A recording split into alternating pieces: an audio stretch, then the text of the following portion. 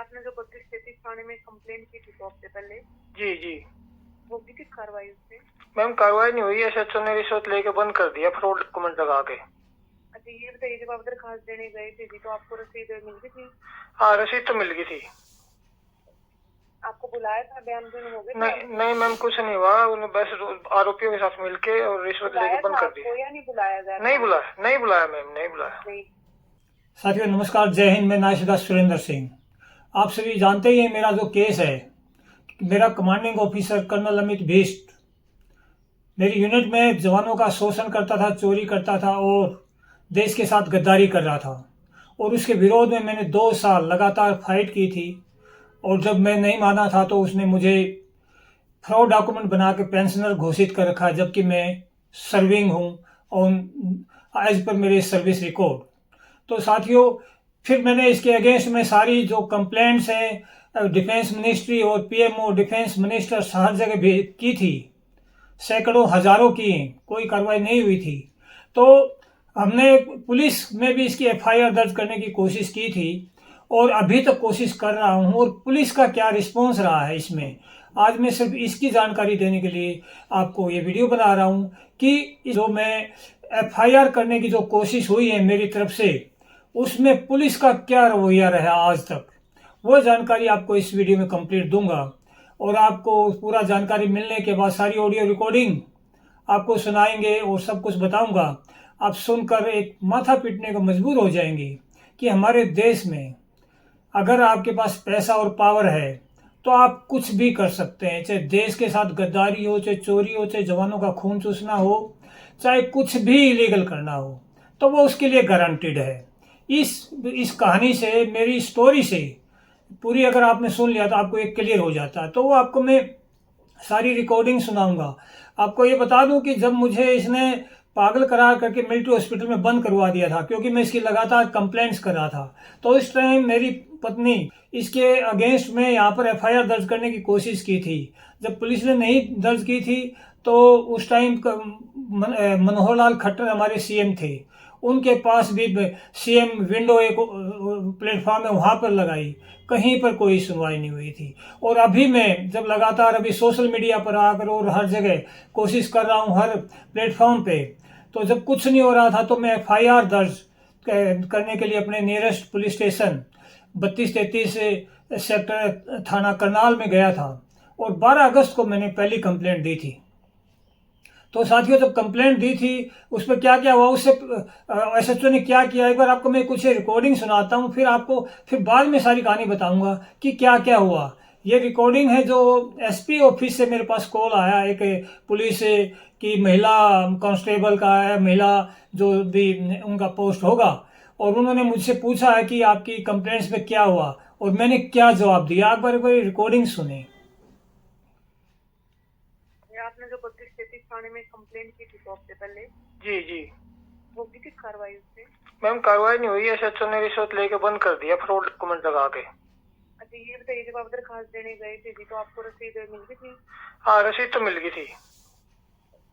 आपको बुलाया था, बयान देने हो गए थे नहीं मैम, कुछ नहीं हुआ। उन्हें बस आरोपियों के साथ मिलके और रिश्वत लेके बंद कर दिया। या नहीं बुलाया गया? नहीं बुलाया मैम, नहीं बुलाया। नहीं। फोन कट हो गया। क्लियरली मैंने मैडम को बता दिया कि एसएचओ ने, जो ये आरोपी कर्नल है अमित बिष्ट, इसके लाइसेंस यहीं मेरे नज़दीक पानीपत में रहता, मैं करनाल में 30-35 किलोमीटर है, और इसकी तो साथ में बड़े बड़े ब्रिगेडियर्स मिले हुए। एसएचओ का मुंह बंद कर दिया और एसएचओ ने फ्रॉड अकाउंट बना के वो किया। फिर और भी आपको ऑफिस करनाल से बोल रहे हैं जी, सुरेंद्र सिंह बात कर रहे हो? जी मैम, जी मैम। सर आपने ये दरखास्त दी थी जी सेक्टर 32 के थाने में? हाँ मैम। इस पे कार्रवाई होगी जी? नहीं, कोई कार्रवाई नहीं हुई मैम। आज एसपी ऑफिस में मैं दोबारा अभी बयान दर्ज करा कर आया हूँ और सेकंड अपील की थी। अच्छा, तो जो ये पहले आपने दी थी सेक्टर 32 में, इसमें बुलाया नहीं आपने? उन्होंने मैम कुछ नहीं किया। फ्रॉड डॉक्यूमेंट लगा के मेरे झूठी डॉक्यूमेंट कट कर दिया। मेरी बात पूरी सुनना नहीं चाहती, क्योंकि ये भी पुलिस की ही एक कार्यकर्ता है और पुलिस के मैं पोल खोल रहा हूँ। एसएचओ ने जो घूस लेके कर्नल भीष से जो बंद किया था फ्रॉड डॉक्यूमेंट लगा के, फ्रॉड का भी आपको बता दूं, आगे बताऊंगा बाद में, दूसरे के किसी के डॉक्यूमेंट लगा के मेरी कंप्लेंट क्लोज कर रही थी। इतनी अंधेर कर दी। तो फिर ये फोन को कट कर देती है, फिर मैं दोबारा इनको कॉल मिलाता हूँ, मैं खुद मिलाता हूँ। हेलो हाँ जी सर। मैम, प्लीज बात कर लो मैम, आप एसपी ऑफिस से बात कर रही हो, प्लीज आप एक महिला है, प्लीज ऐसा मत करो, बात कर लो प्लीज। क्या हो गया बोलो। हाँ, हम आप फीडबैक सेक्शन से बात कर रहे हो ना, एसपी से ऑफिस से? हाँ तो इसमें लिख दिया मैंने आपको, हाँ कोई हाँ, कार्रवाई नहीं तो की उन्होंने। मैम कोई बात नहीं, इन लोगों तो ये सामने वाली पार्टी से ये तो मिल गए हैं, लेकिन आप तो महिला हैं, आप ऐसा मत करें प्लीज, सुन लें आप थोड़ी बात मेरी भी। हेलो बोलो जी, बोलो। हाँ मैम, मैं ये बोल रहा हूँ, मेरा ये केस बहुत गलत हो रखा है मेरे साथ। ये एक जो दोषी है वो देश का गद्दार है, चोर है वो, उसकी कंप्लेन कर रखी है, और ये लोग, इन लोगों ने, उसने एसएचओ को खरीद लिया है, और एसएचओ ने बिक के मेरी क्लोज कर दी है। आप रिमांड, हाँ ठीक है जी, मैंने ये भी लिख दिया मैंने। हाँ मैम, प्लीज आप मेरा फीडबैक दे देना, फिर कहीं आपके लिए मैंने एसपी साहब से न मिलना पड़े। ठीक है जी, धन्यवाद। हाँ, मैं आपके बारे में नहीं एसपी साहब से मिलना चाहता।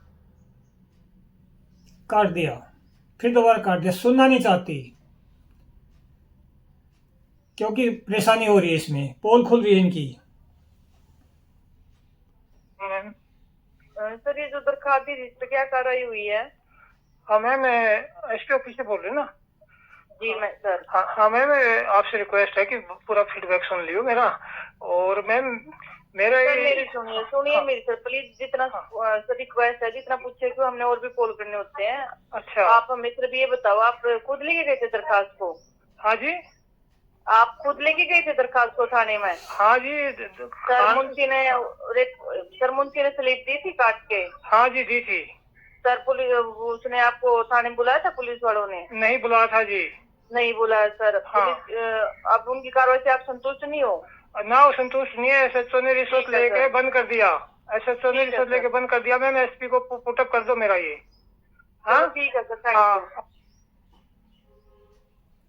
अभी भी फोन कट कर दिया।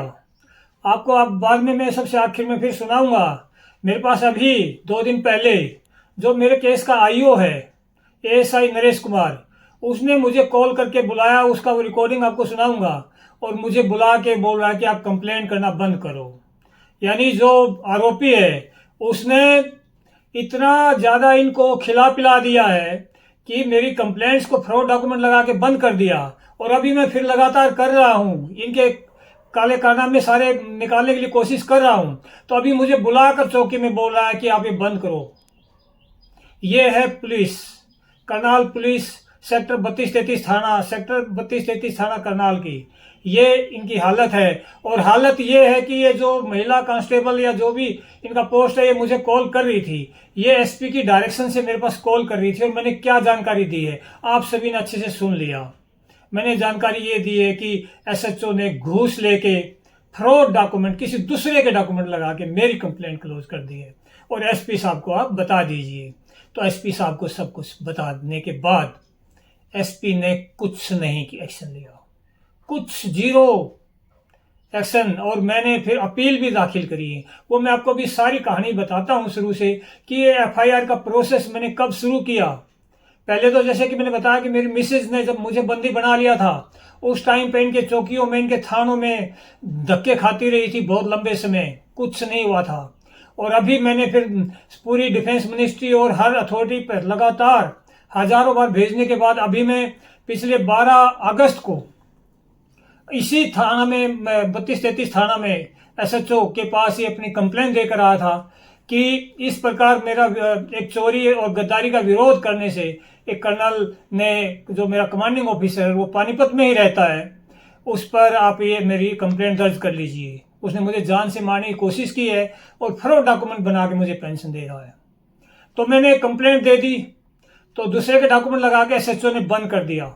फिर मैंने फर्स्ट अपील दर्ज की डीएसपी के पास, उसके बाद दर्ज की तो एसएचओ ने उसके पास लिख के भेज दिया कि मैंने एज पर कानून, एज पर लॉ इन्वेस्टिगेशन किया, पूरी कार्रवाई की है, और डीएसपी ने भी इसको सही मानते हुए अपील को खारिज।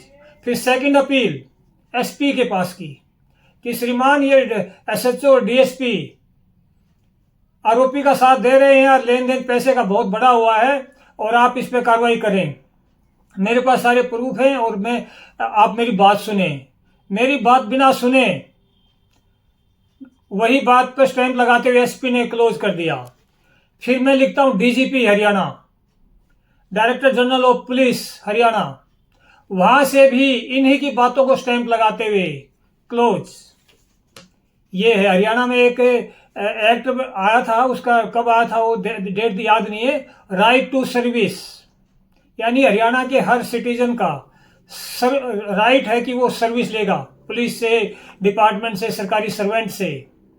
और ये राइट टू सर्विस की हालत ये है।